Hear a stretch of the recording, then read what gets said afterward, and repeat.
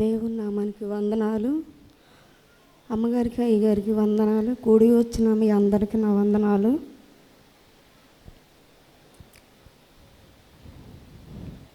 మేము ఈ సన్నిధికి వచ్చి మరి 10 సంవత్సరాలు అవుతుంది. మేము అనుకోకుండా ఈ సన్నిధికి వచ్చామన్నమాట. మేము ఇప్పుడు అమ్మగారు కూడా లేరు అన్నమాట. 2014లో వచ్చాము ఇక్కడికి. మేము 2014లోనే అక్టోబర్ నెలలోనే చెల్లి కూడా చనిపోయిందన్నమాట. 4 ఆడపిల్లలు. నాన్న ముందుగానే 3కి పెళ్లి చేసినాక నాన్న ముందుగానే చనిపోయాడు. 2 ఆడపిల్లలు పుట్టినాక నన్ను ఇచ్చామన్నమాట. 2 ఆడపిల్లలు పుట్టినాక చిన్న పిల్లలు అనమాట. సంవత్సరంన్నర లోపే పిల్లలు. మరి ఆ టైంలోనే చెల్లి చనిపోయిందన్నమాట. చెల్లి చనిపోయినప్పుడు మరి అమ్మకి చాలా, ఎందుకంటే లాస్ట్ టైం కాబట్టి చాలా ఇష్టంగా ఉండేవాళ్ళు. ఆ స్థితిలో మరి అమ్మ చాలా మనాద పెట్టుకుని చాలా ఏడ్చేది. ఆ సమయంలోనే కిడ్నీలకి ఇన్ఫెక్షన్ వచ్చింది. కిడ్నీలకి ఇన్ఫెక్షన్ వచ్చినప్పుడు మరి విజయ హాస్పిటల్లో మరి విజయవాడలో చూపించాము. ట్యాబ్లెట్లు వాడుతూ ఉండగానే డొక్కల్లో నొప్పి వస్తుందని అన్నసరికి ఏదో తేడాగానే ఉందమ్మా, ఎంఆర్ఐ స్కానింగ్ తీపిచ్చండి అని మరి చెప్పారు అనమాట డాక్టర్ గారు. చెప్పినప్పుడు మరి ఎంఆర్ఐ స్కానింగ్ తీపిచ్చాము. మరి ఆ స్కానింగ్లోనే మరి లివర్ కింద క్యాన్సర్ గడ్డ ఉందని చెప్పారు అనమాట.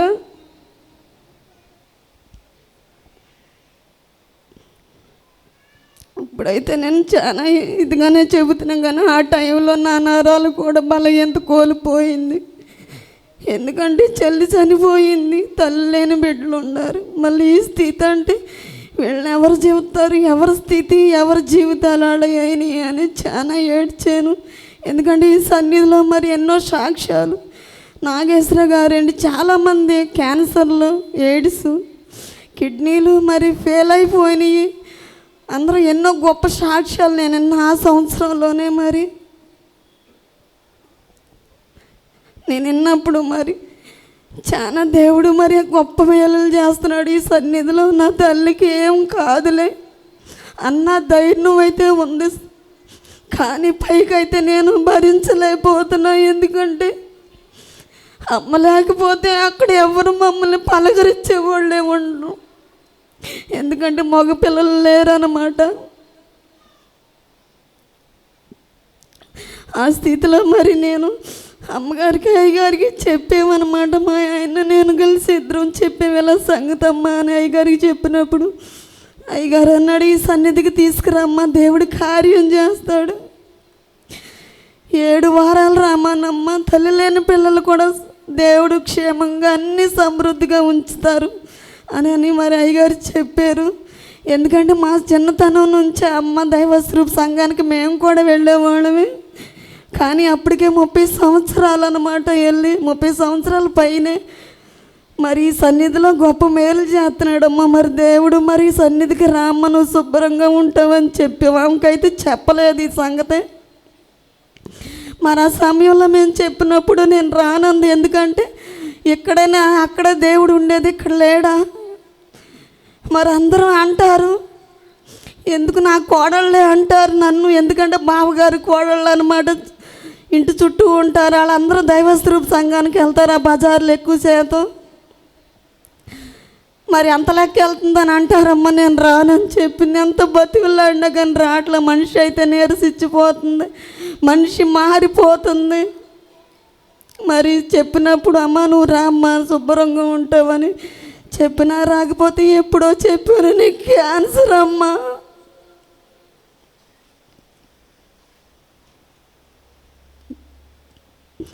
నువ్వు చనిపోతావమ్మా అని నేను చెప్పానమాట. కానీ అప్పటికే ఎంఆర్ఐ స్కానింగ్ చేసి సిటీ క్యాన్సర్ హాస్పిటల్ గోపిచంద్ గారు ముదిరిపోయింది క్యాన్సర్. ఇప్పుడు దాకా ఏం చేశారని మరి ఆ డాక్టర్ గారే మాకు చెప్పారు. అది తెలియగానే అన్నయ్య మరి దాంట్లో చేస్తాడనమాట. ఇంటికి ఫోన్ చేసి 3 నెలల కన్నా ఎక్కువ బతుకుదని నాకు తెలియదు. ఇంటికి ఫోన్ చేసి చెప్పాడు. చాలా ఏడ్చాను నేను. ప్రభువా నా తల్లిని బ్రతికిచ్చాయా. నాకైతే అవసరం లేదు, తల్లి లేని బిడ్డలు ఉండారుగా ప్రభువా, మేము ఈ బాధ భరించలేము ప్రభువా అని నేను చాలా ఏడ్చాను అనమాట. మరి అప్పుడు మరి ఏమనుకుందో ఒక ఆదివారం నేను ఇక్కడే కూర్చుని ఉన్నాను. అనుకోకుండా వచ్చి పెంచడానికి మెల్లె వచ్చి నా పక్కన కూర్చుంది. నేను ఎంతగానో దేవునికి స్తుతులు చెప్పుకున్నా, ఈ సన్నిధిలో అడిగి పెట్టించావు ప్రభువా, నీకు అసాధ్యమైంది లేదు. ఈ సన్నిధిలో సాక్షిగా నేను నిలబడతాను ప్రభువా. ఎంతోమంది నీ కార్యాలు చూసి ప్రభువా సన్నిధి మానేస్తున్నారు ప్రభువా, అంతవరకు నీ సాక్షిగా నేను ఉంటాను ప్రభువా. నా తల్లిని బ్రతికిచ్చాయా, తల్లి లేని బిడ్డలకి తల్లిగా నిలబెట్టు ప్రభువా అని నేను వాగ్దానం చేసుకున్నాను అనమాట. 4 లక్షలైనా కానీ అక్కడ ఆపరేషన్ చేస్తాం అనేది కుదరదని చెప్పారు.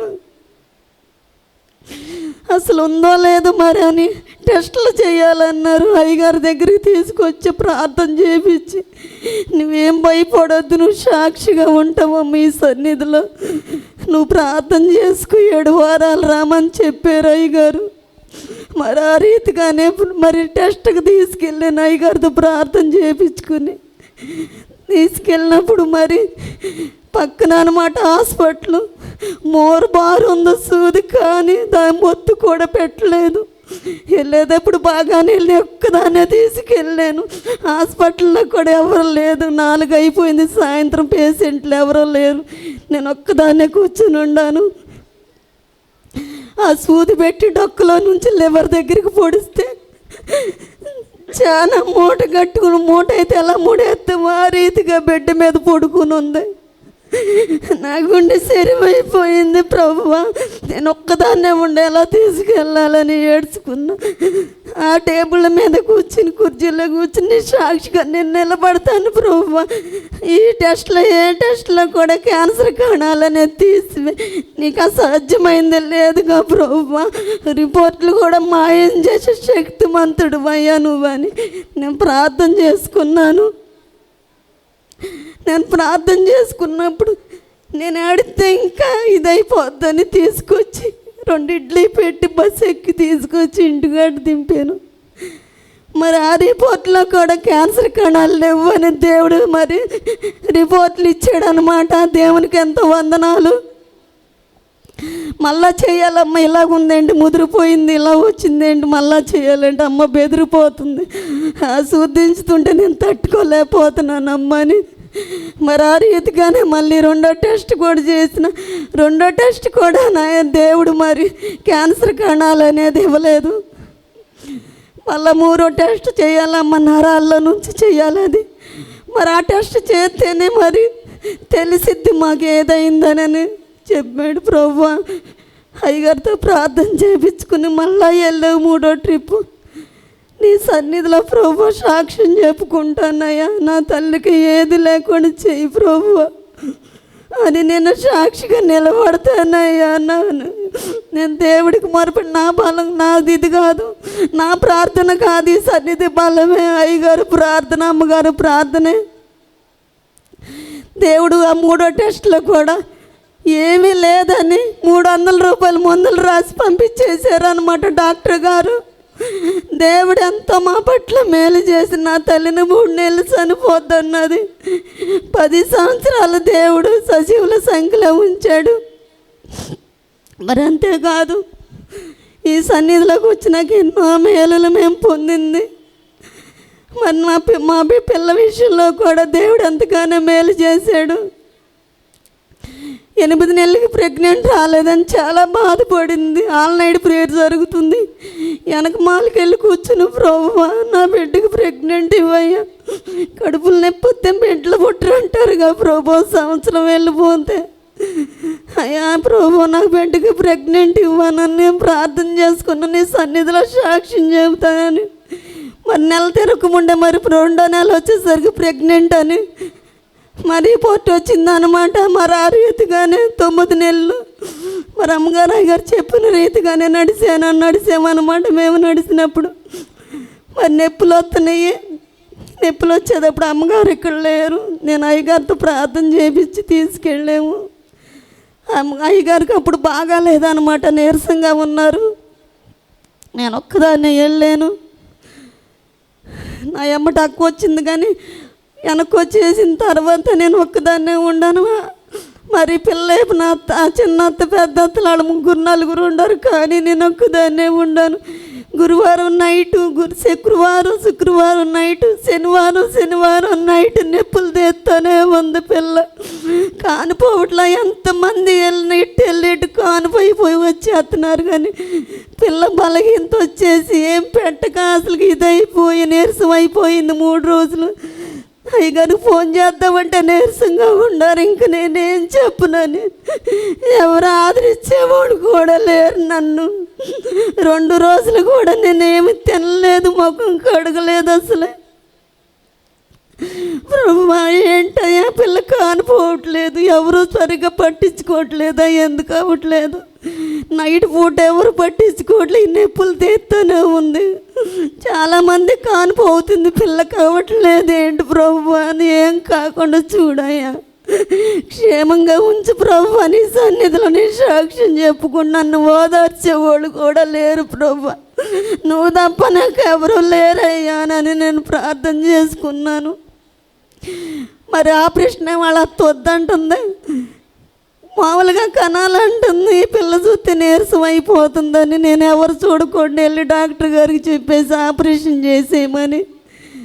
మరి పొద్దున్నే వచ్చి డాక్టర్ గారు పెద్దవాళ్ళు చూస్తే బాబుకి తల వాస్తుంది, లోన ప్రమాదం జరిగిపోద్ది, మీరు 10 నిమిషాల్లో ఆపరేషన్ చేసేయమని.